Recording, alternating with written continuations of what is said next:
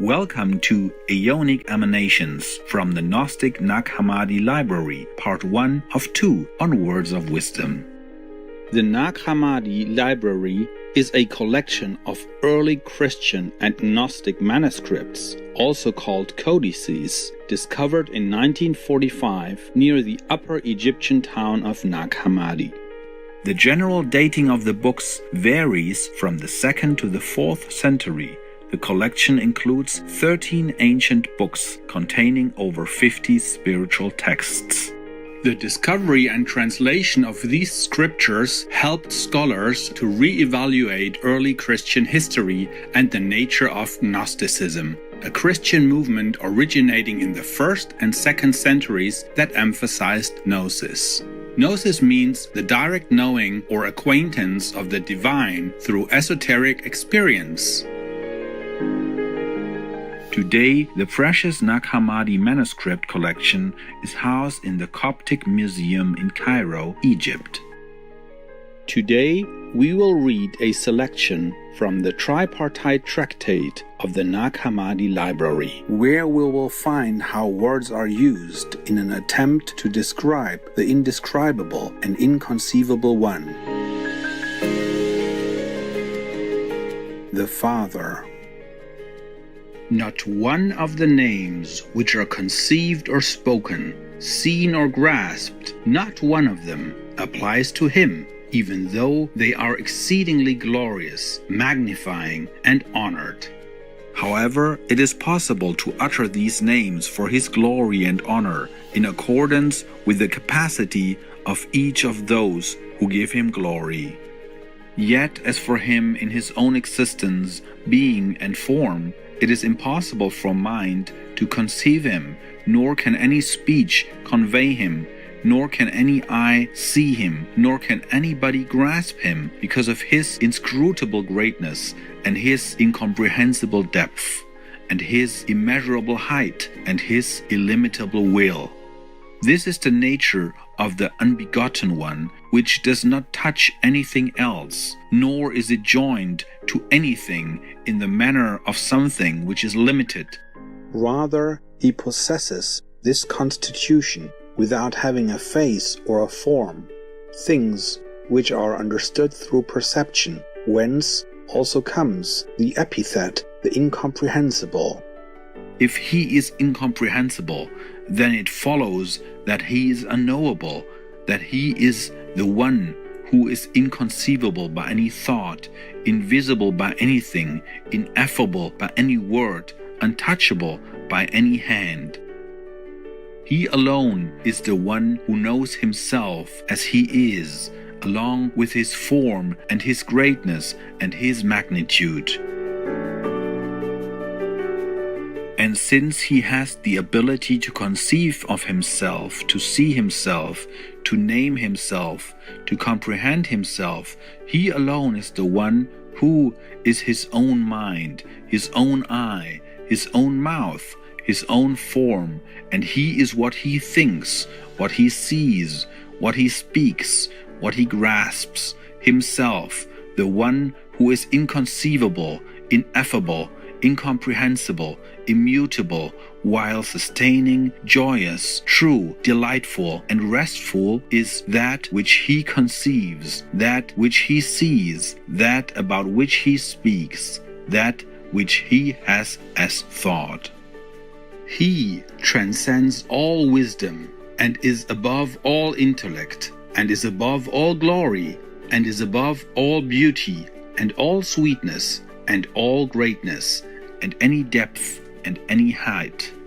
If this one who is unknowable in his nature, to whom pertain all the greatnesses which I already mentioned, if out of the abundance of his sweetness he wishes to grant knowledge, so that he might be known, he has the ability to do so.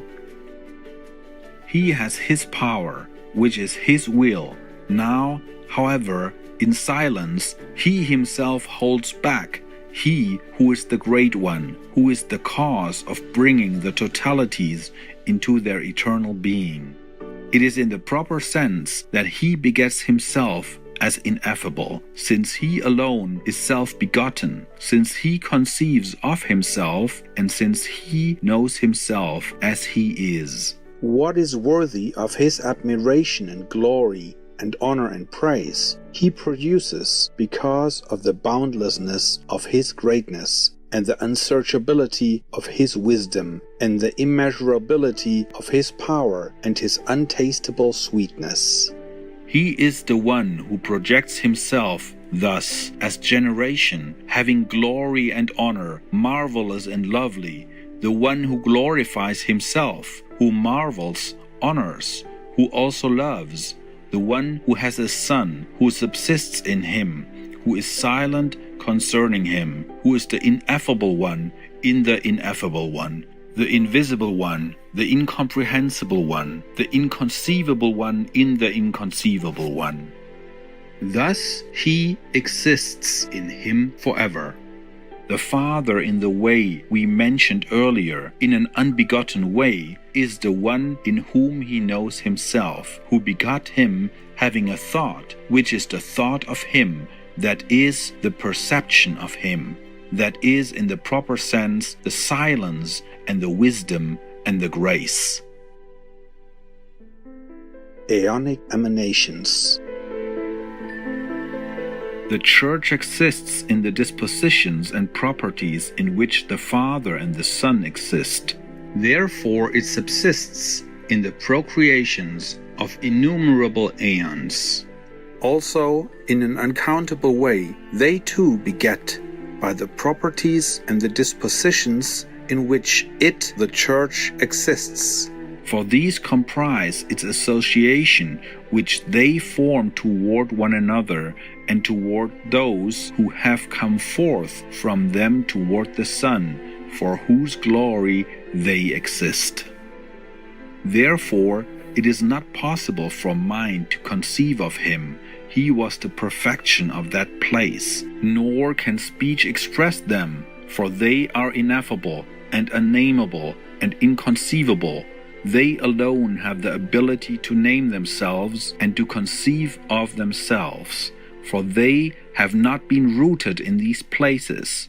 Those of that place are ineffable and innumerable in the system which is both the manner and the size, the joy, the gladness of the unbegotten, nameless, unnameable, inconceivable, invisible, incomprehensible one.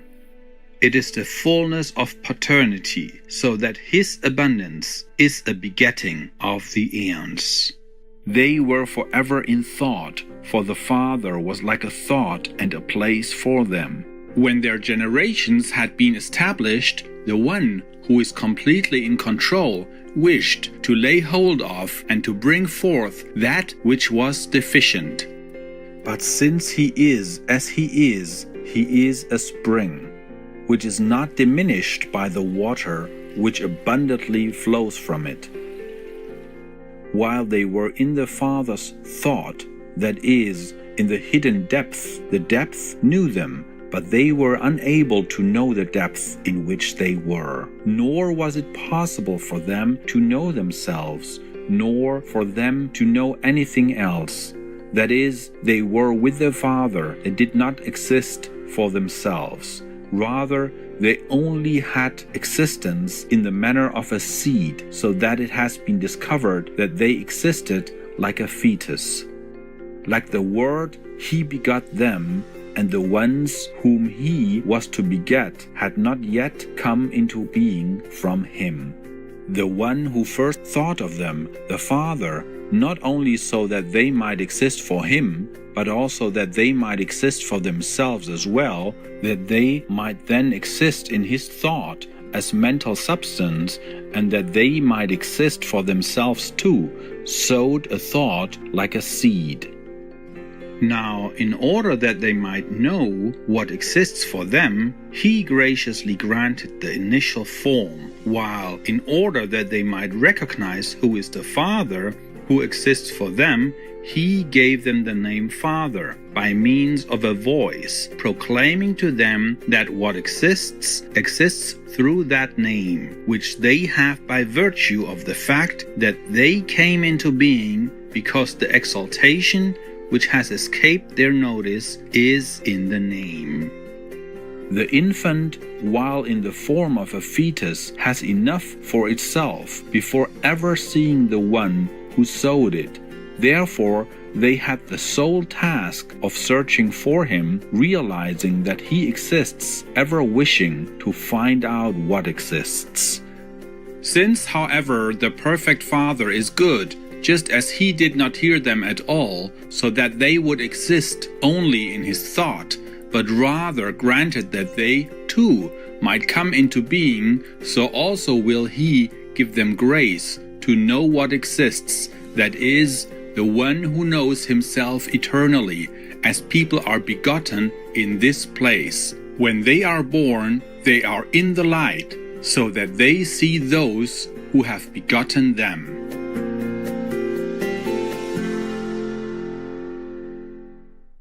Blessed viewers, we appreciate your company for today's words of wisdom.